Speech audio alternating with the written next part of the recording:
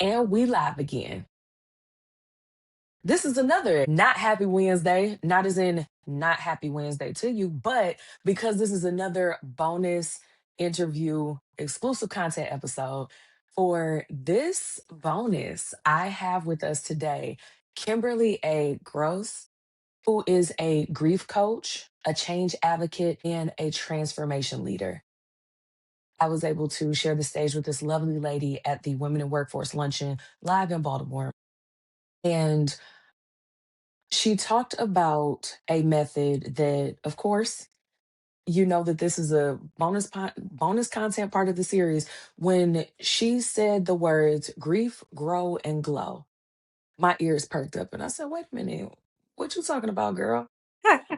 Y'all know that I bring to you guys the people that have helped me, the people who have been impactful for me. Y'all know I'm gonna be y'all guinea pig and I'm gonna try it out first. We have a plenty to unpack today and plenty to talk about Mhm. with Kimberli. Thank you so much for coming on and welcome. Thank you. Thank you for that great introduction. I'm gonna have to take you on the road with me so you can just make everybody think I'm so awesome and amazing and like get their buy-in before I even start talking. But I'm honored to be here. Thank you. Of course. And look, the folks don't know that I know, and everybody on with us, whether you are listening or watching, you about to find out. And so we're going to go ahead and jump straight into it. If you Yeah, let's guys have get it. been with us for the Griefs and Loss series so far, you have heard from myself, you've heard from some other industry experts, and you know that I say coaches need coaches. I recommend that you guys get a licensed healthcare professional as well, because it's not just a one size fit all, and you can't just come to the podcast to get what you need. But Exactly. we're going to move forward with talking about reframing grief as a continuum, not just a moment. We talked about grief being a season, but we're going to move more into the ongoing process and talking about what it looks like as you continue to rebuild, Mhm. reframe, and quite possibly work through what grief looks like for you.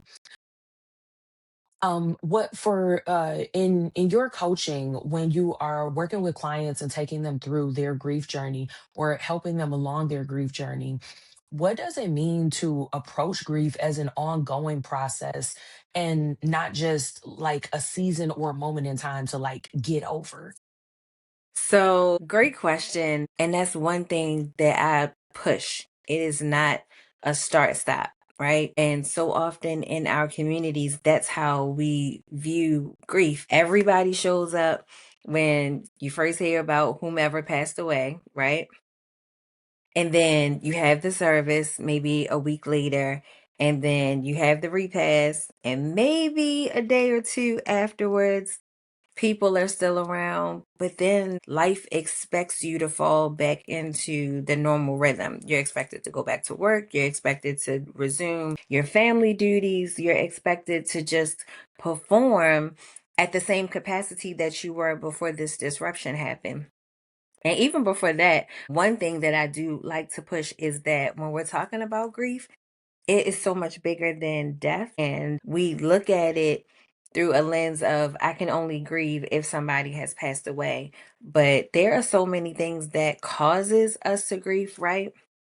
The death of a marriage, of course, the physical passing of a loved one, the loss of income, the loss of a job, relationships severing, children graduating, moving out the house. And so now you're an empty nester and you're grieving this little tiny baby that you once held, but now they're a whole adult out in this world making decisions. So grief is just so big. And because when you look at it through that lens, you realize that there's really no start and stop. And even from my own story, my mom passed 21. My oldest son graduated from high school 2 years ago, right? And so now he's in his second year of college. I had the biggest meltdown at his graduation. Not, I mean, partly because he was graduating, but because he would have been my mom's first grandchild to graduate. And so here we are 20 years later, and I'm still experiencing a first, right? And so when you think about grief and all of the things that we're going to experience, it comes in waves. And just because you're okay today doesn't mean you're going to be okay tomorrow or even because you're good this year, next year you may experience something. And so I really like to help clients work through what you're feeling in the moment and then help build tools to be prepared for whatever you're going to feel in the next moment. So when you're working with clients, you have the Celebrate Still framework. How does that framework help people to stay engaged with life while they're grieving? So, we have developed a framework: Grieve, Grow, Glow. Grieve is where you acknowledge whatever that disruption is, whatever kind of loss you're facing. We acknowledge it and we Mhm. put a name to it. We talk about what happened, right? What are the circumstances that led you here? And we start there because if you can't pinpoint it, if you can't put a name to it, if you can't identify it and call it out, it's hard to build tools to help you combat what it is you're feeling, how you're showing up in those spaces, how you're managing day to day. And then ultimately, you can't get to your glow era. And so, we put a name to it, and it doesn't take away from any of the other things that you learn when you go to school to become a therapist or anything. There are so many stages of grief that you cycle through, but all of that happens in that grieve process. And so we really deal with that. We talk about, where are you? How is this disruption really interrupting your life? Where is it causing you maybe to not show up and be your full self? Maybe it's causing you to take on more than really you have the capacity to do. Maybe it's causing you to spend more money because you're trying to ignore what it is happening over here, or you're saying yes to some things. So we really try to get to the root of what it is you're feeling.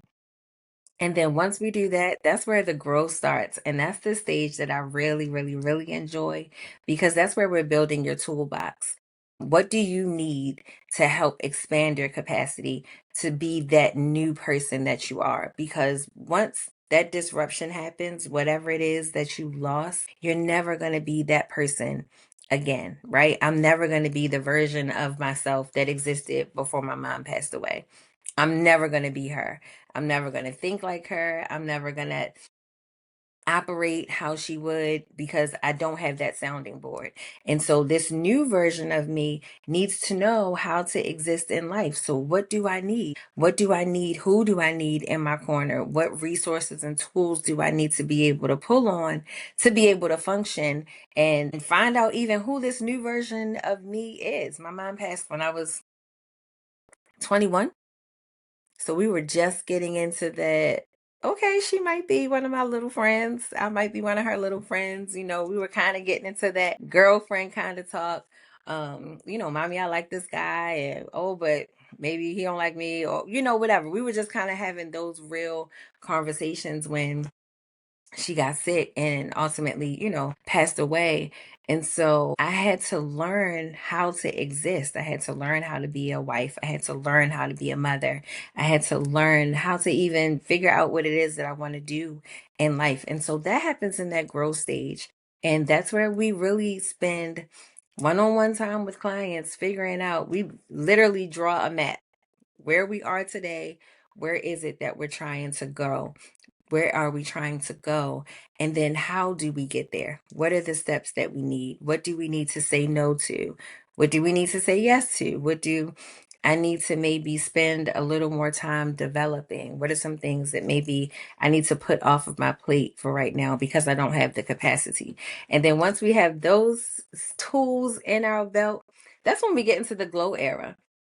And that's where we're really operating at a level where we're putting those tools into practice, where this new version of you, you know how to move and how to navigate. And it doesn't mean by it does, it's in no way implying that you have it all figured out, but you know how to handle whatever is coming your way. So that's our Grieve, Grow, Glow framework. Love that. I love that. So I've talked with our listeners a bit about becoming that new version of you. Like you said, life is going to be different after you experience grief and loss at varying degrees, and you will become a new person or an evolved version of yourself. Yes. Once Yeah. you are willing to do that grow through the process. And it is what are some of the common misconceptions about that you've come in contact with about that growing after grief? Because it almost sounds like, well, why are you focusing on growth right now if you're supposed to be grieving? What are some of the common misconceptions about accepting that a part of that grief process, it is growing? So, one thing that I always share with clients is one of the best things that could have ever happened to me was my mom passing away. And it's almost like, what?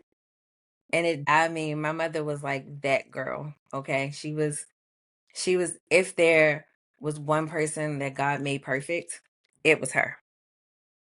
But she was so good that I did not have to function on my own. So there were so many things that when she passed, I didn't realize I didn't know how to do.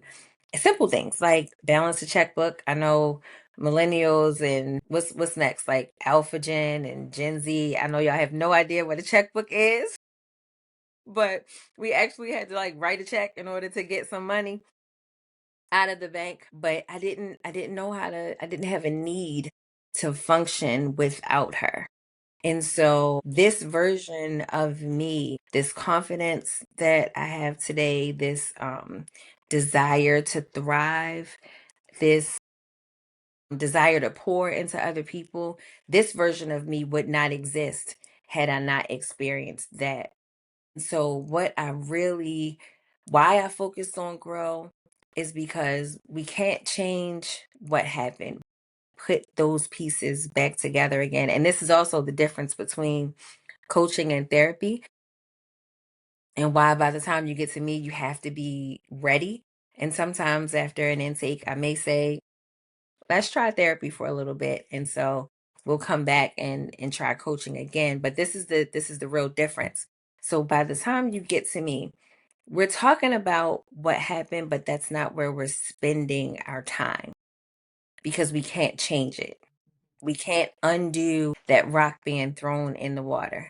The waves happened and now they're gone. But what we can do is be prepared for when that next rock comes because another rock is going to come.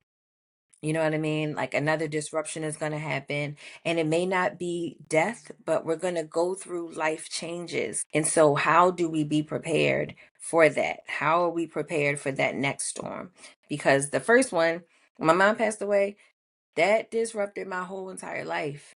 That took me through so many ups and downs and twists and turns. And it was kind of hard to recover a little bit.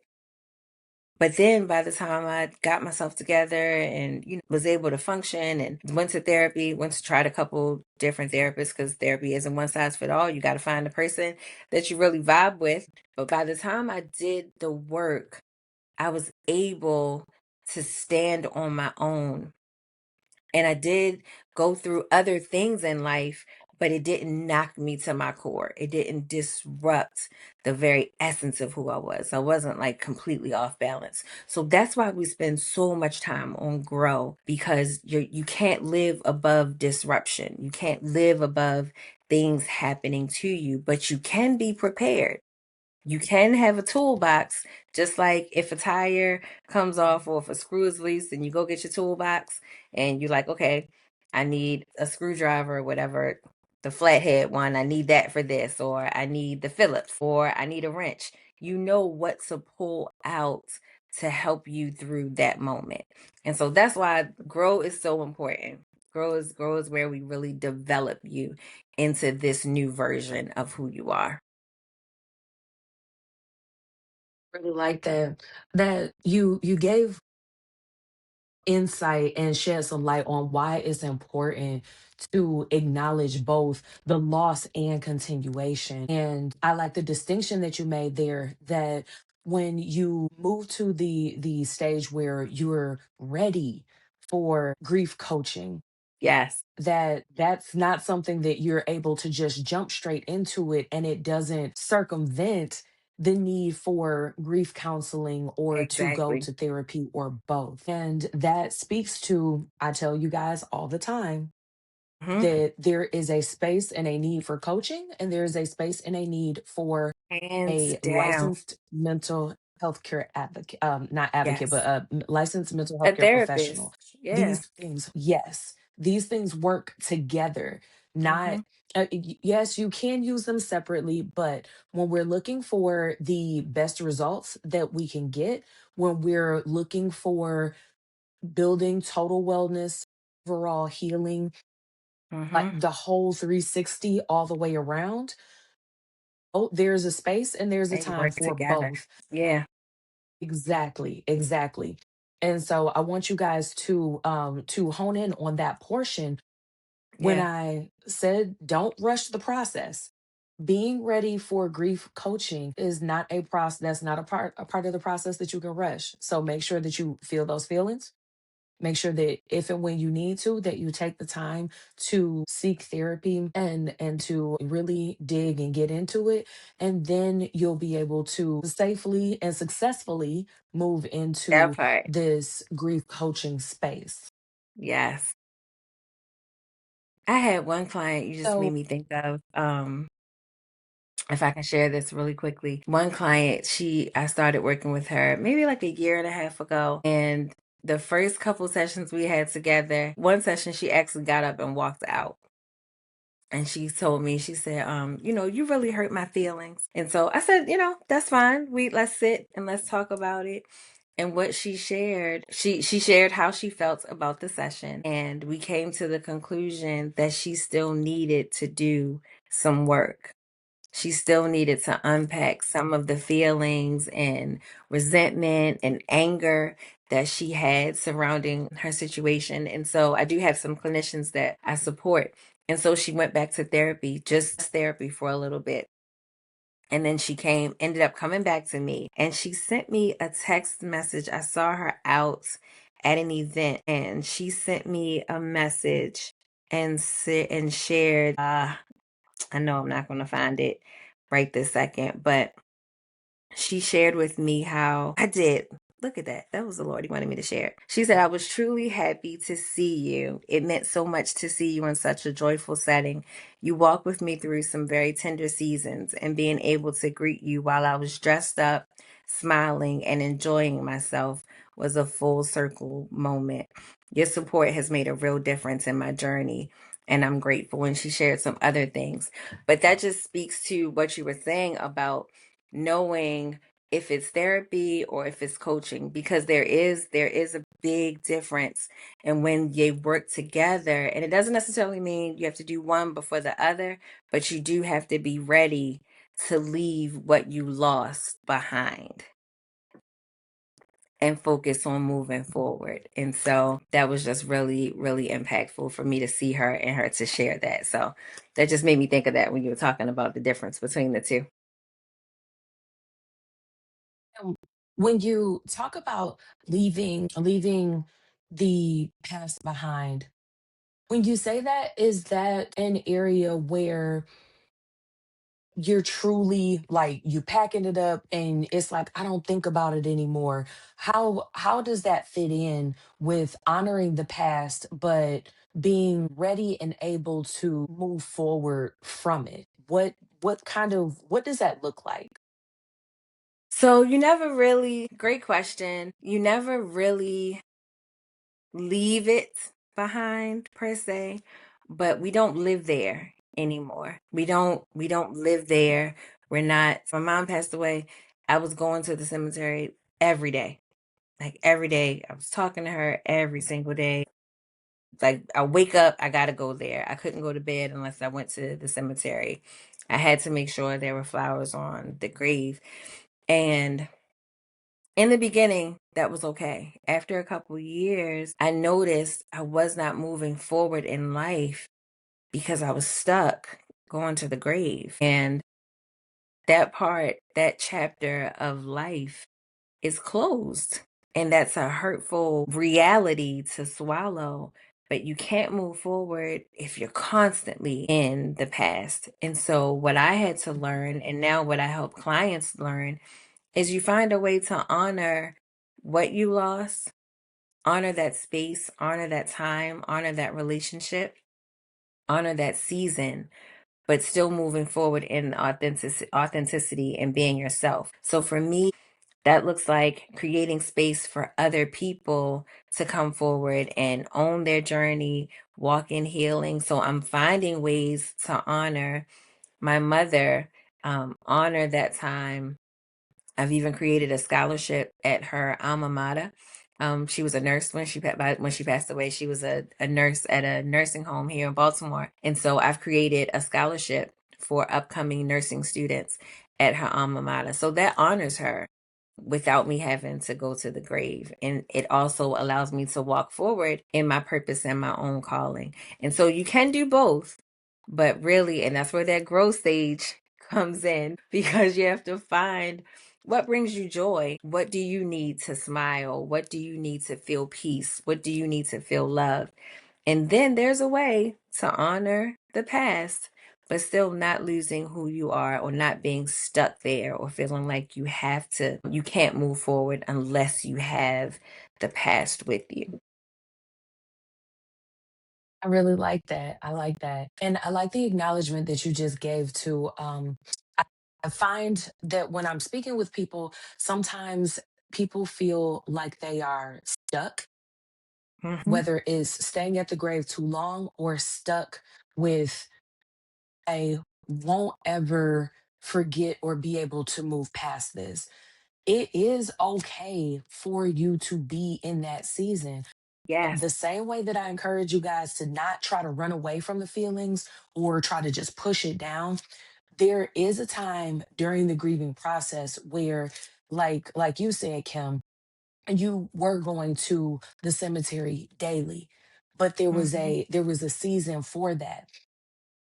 Being okay with not being okay and allowing yourself the time so that when you are at that stage where you can't sleep right now, when you are at that stage where you're Right now. visiting the cemetery every day, when you're at that stage where you can only go 24 to 48 hours without crying, that is fine. And this is why it's important with what Kim said about being ready for this type of grief coaching. It's not to usher you out of that time in your grieving process where you Absolutely. are still, it is still fresh, it is still tender. Some, and I love that you shared the amount of time, with it being a few years that you continue to go to the cemetery, because even though the information that you guys are receiving throughout this grief series, it has been condensed into weeks. This is information that you'll need to refer back to over a Yep. journey that will take you quite possibly a span of years to experience the full cycle of what your Yeah. journey will look like. Yeah. So, just because you're getting this information week to week and you're getting these bonus episodes, don't feel in a rush and don't think that you have to be, that as the episodes are released, that that's how fast you're supposed to be moving. No. Absolutely not. This episode may be something that you're going to come back and listen to this next year. You may be ready to come back and listen to this episode for implementation in 2028, but the Yes. information will be here for you when you're ready. So I just want to make that abundantly clear, and I thank you for giving the details of that explanation, Yeah. that there was a number of years that you stayed in a certain portion of your grief cycle, It was because that hard. truly Yeah. demonstrates, that truly demonstrates that, like, even though you were going through it, the different stages and not rushing that process. And how do you feel like not rushing that process, do you feel like that gave you more of that go ahead and that green light, so that you were, like, you were sure that you were sure that you were ready to move into honoring your mom's legacy in a different way? So it definitely took, oh my God, it took time. It took time. Um, and I think looking back on it, and I mean, granted, I'm 21 years looking back, and so hindsight is always 2020. I didn't have the community that I needed, right? At that time. So that was my first real experience with death. That was my family's first experience with death, and I have a huge family. We're always together for like no reason. It's like, oh, today's Wednesday. Whose house are we going over? I was raised with my cousins as if we were siblings. So when my mom passed away, that was our first, like, whoa, you mean we're not invincible? So Hmm. I didn't have the tools and the knowledge. It wasn't something that we talked about. We don't talk about death in black homes, black and brown homes. We don't have therapists on hand. So I didn't know how to deal with what I was feeling. But then also looking back, I don't think my family knew how to deal with it either. And so you got one person that's suffering surrounded by a community that's suffering, and nobody knows where to reach for help, for whatever reason, lack of knowledge, pride, all the things.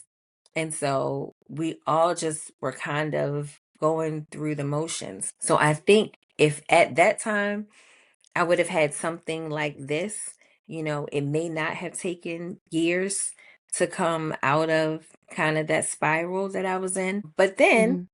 devil's advocate, it was also necessary because now I'm able to speak to what being stuck feels like, but then also how to get unstuck, right? And so, fast forward, having those experiences, what prompted me to be in this space, I think like 6 years ago, I was at a Mother's Day brunch with my best friend who was the keynote speaker. And she mentioned somewhere in her message that she didn't know how to support me when I would have an emotional moment about my mom not being here, because her mom was also in the audience listening to her speak. And then I'm surrounded by other women, moms and daughters who were there. And I left that event and I sat in my car and I said, Lord, there has to be a space for people like me to still want to come together and celebrate Mother's Day, but in a community that understands that my mom is not here in the room. And so that's how this was birthed. But then not only wanting to speak from lived experience, I went back to school and got my master's degree in counseling, but then I did a focus in crisis and trauma response just to specifically understand how our minds work when we face some type of disruption, what that response looks like, what we really feel when we get into that fight or flight mode, what it looks like to avoid trauma, what it looks like to, run away and not want to deal with it. Because you have some people who are in the same situation like me, where this is their first experience with whatever type of loss it is. And because you don't know how to handle it, some people just pack it away.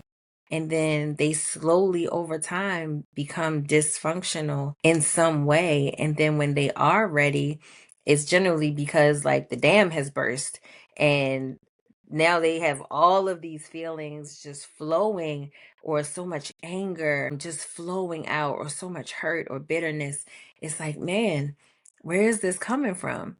And then you realize that way back then you were hurt, something was taken, you lost something, and you were never properly supported. You never got the tools that you needed to move forward. And you didn't even know that it was okay to feel sad about what you lost. And I think just telling people that it's okay to be sad about it. It's okay to feel sad. It's okay to want to cry. It's okay to sit and mourn the relationship that you don't have anymore.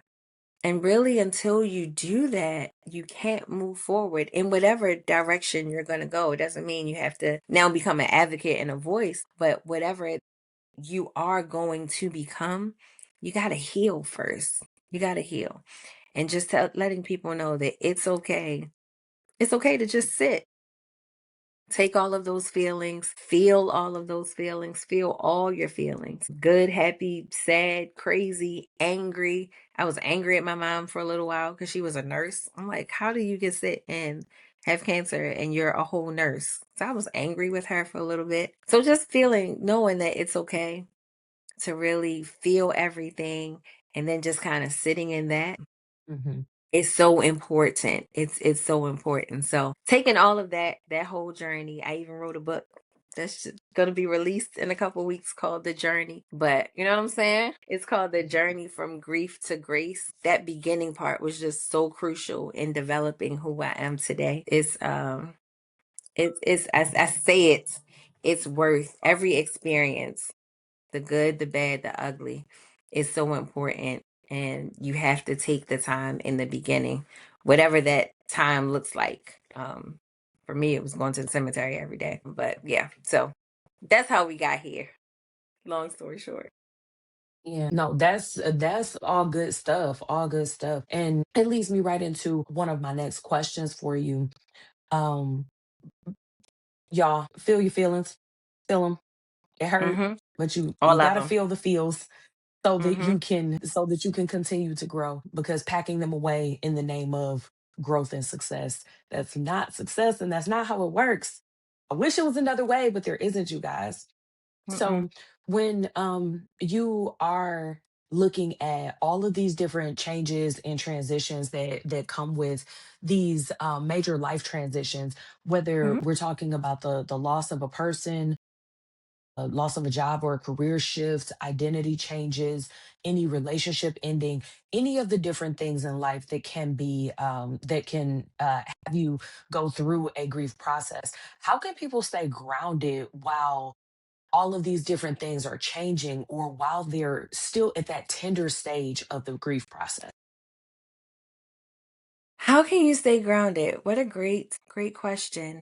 I really, really can't stress the importance of community. When we are by ourselves and we're going through a hard time, there's a scripture that says, an idle mind is the devil's playground. If we're by ourselves and we're going through a hard time, that's when depression kind of starts to kick in. And if you continue to stay by yourself, depression never lifts on its own. It never lifts on its own. And so alone, you just go deeper into this space, this dark hole. And then the deeper you go, the harder it is to come out. And so with depression comes, a ton of other things. It causes us to pull on habits or develop habits that we may otherwise would not gravitate to or have proclivities for. And that could be drinking, that could be, abusing substance abuse, that could be abusing people, just even our own bodies, yielding our bodies to people that we probably would never pay attention to or give ourselves to. Hanging out in dark spaces, it just causes a downward spiral. And so the importance of community is because now you have someone who can say, "You okay?" And if the answer is no, that's fine too. I'm going to sit here with you, or let's go for a walk. Let's go get some ice cream. Listen, I'm always going to push ice cream. Ice cream is medicine in my world. Ice cream and a good brownie is medicine in my world. Mm. But you need, I saw your eyes go up. See? I'm telling you, ice cream and medicine, it works every time. It fixes everything. But I can't stress the importance of community, because you need somebody who can, one, see ahead of where you are and know that, I haven't talked to you today, let me check on you, let me get you out the house. And somebody that you can be transparent with to say, it's been a couple days, I don't have the energy to get into the shower, I haven't brushed my teeth, I haven't combed my hair, I haven't put on clean socks in a couple days. You know what I mean? And those seem like seemingly small things, but when you are battling trauma, when you're battling a disruption, when you're battling a loss, it's those little things that sometimes we need a push. And so if you're by yourself and you already don't have the energy or even the care to get up and take a shower, you're not going to push yourself. You're not going to say, "All right, girl, it's been 3 days. Let's get up." If it's been 3 days, chances are you're okay with it being four. But if I know, Jess is going through something, let me check on her. I haven't talked to her today. She hasn't sent me a reel. She hasn't liked the post. I haven't seen her on social media, or she hasn't texted me. I'm coming to knock on your door. Hey girl, what's going on? All right, today is tough. Cool. Not taking a shower isn't going to make it easier, but it is going to start to help you feel better. So let's do that. Let's do that. So how can you stay grounded? You need community. You need somebody that's going to check in on you, but also that you feel safe enough to be honest with. You have to be honest with whomever your person is. And so finding that person, finding a group that you can identify with, that shares in that same loss, because your feelings are going to be similar. They may not be identical, but it's different sitting in a group where everybody has lost their job versus everybody has lost a son. Those feelings are different. And so finding a space where you can be transparent and be vulnerable also helps to internalize, what you're feeling internally, because now you can see that what I'm feeling, okay, it is pretty normal. I'm not crazy. Okay, I can breathe, I can start, and I can see that other people have experienced this and they're functioning. And so that little bit of shift, knowing that you're not alone, sometimes is just the kickstart we need to get up and start to help get our wheels turning again. Group and ice cream and a good brownie. We're not going to forget the ice cream and the Yeah. brownie. That community aspect of it is it Mm-hmm. definitely does help with sparking at least that little bit of eventually I can get through this thing. Can. It's always the most difficult at the beginning. That doesn't mean that the feelings of sadness completely leave. That doesn't mean that you're going to forget what happened, but you learn to live around it. And it's not a one size fit all, and it's not a quick fix. So having people around you to remind you that this is something that you have to commit to and be dedicated to it over time. Just one saying grain every day. That's it. Yep. So so when you are going through this process and Mhm. you have your community to support you, and with that, this is why I tell you guys all the time, make sure that you are around, y'all know the name of the pod, you know everybody can't go. And this is yet another reason why if you haven't yet, it's not if, it's when you Mhm. experience a season of grief, that community around you needs to have wise counsel within it. If you just hanging around with the five fools and you the sixth one, this is one of those Listen, crucial times and seasons within life where who you hang around matters. it Who is matters. around you matters. Yes, It definitely does. 1000%. So for you, Kim, when you're looking at people who are like professionals, leaders, high functioning individuals, entrepreneurs, anyone who's in a leadership role, a stay at home mom, because that is a leadership role. That is a leadership Any role. She is a CEO. okay, okay. Like, look, there are many different ways and aspects that when you are looking at grief and being in a role of leadership, we got to do the leadership roles across the board. And when you are looking at the space of navigating grief, what suggestions would you have for leaders to still be able to show up authentically without doing that? I'm just gonna cram my feelings down to worry about everybody else. I'm not going to put my own mask on first. Just what suggestions would you have, and what are some of the things that you would encourage leaders to do as they are navigating grief so that they can still show up authentically? Still, sometimes you Right. don't have the option to give up that leadership role. This past administration, so one thing that I do, I'll back up, is workshops for businesses, companies, organizations, whomever, because shifts happen. And especially with this past or current administration, so many people have been disrupted in the workspace. And so I just did a workshop for an organization who lost their CEO, right? And he's no longer with the company. And so I went in and they wanted to do a one size fit all. And I had to explain to them it's separate. You have two different groups of people who are grieving the loss of one person, but he was something different to those different people. You have your leaders, and then you have the workers that are there, and they had a different relationship with the CEO than the leaders did. And so that's first.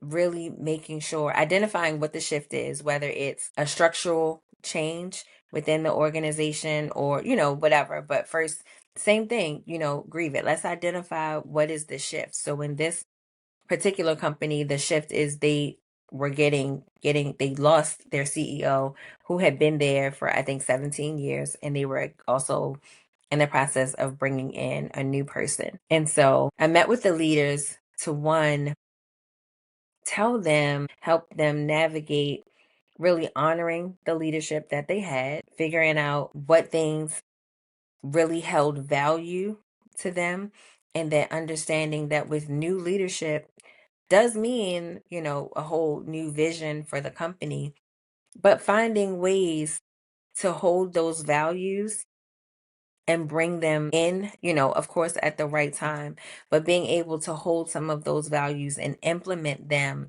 in ongoing ways in the way that they lead. So maybe it's not the same policy per se, or it's not the same directive, but those subtle things, maybe you learn to lead with a smile.